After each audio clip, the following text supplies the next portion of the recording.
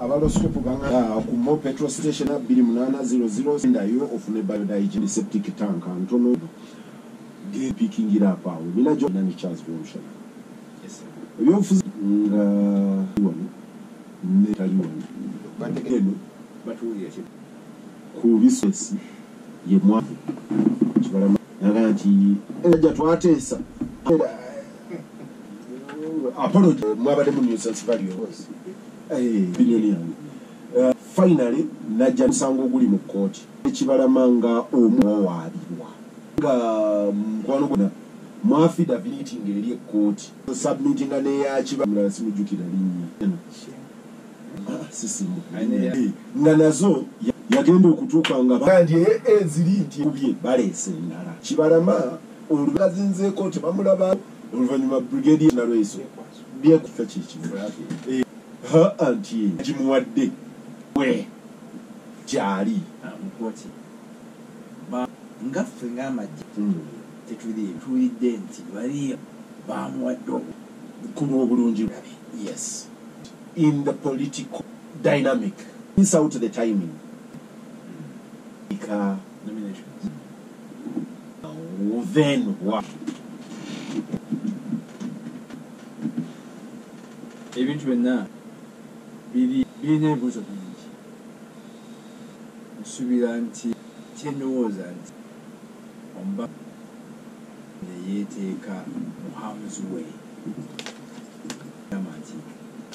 kibiri era nga ate kubanga yetaaga ekibiina kati oba oliawo eri naye n'agenda ate Museveni kasinga okuteeka n'afunayo ekibiina nga question marks achifunya bakoze delegates anda yokoda polisi yamanibwako delegates kufa not bonji tachono otiwa era yamala ku deliver kwa Uganda ati mwa Uganda chief intelligence public of Uganda ngeka benze erispeva yali appointed to kubanga in Israel ya training ku convoy is a very good Eaton obi na mau yaine kibiina kyagwani yoba John ekibiina nakikola mibina nga tugenda yali ere nga Dr. Paul Kawanga balabaganye buza Charles ne David Pulko bayomu mujira they are all those parties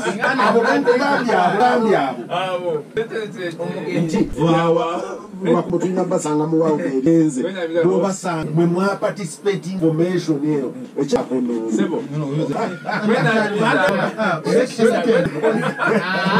oyino opportunity asajja abadde ignorant kibazo is very difficult mure kwesimba ngaho bibimba wo groups yes true ebibiina eteeka ne likkiriza sides and that's a fact I have Ochegere was part and there were many other groups that team age because now ebibiina just try no referendum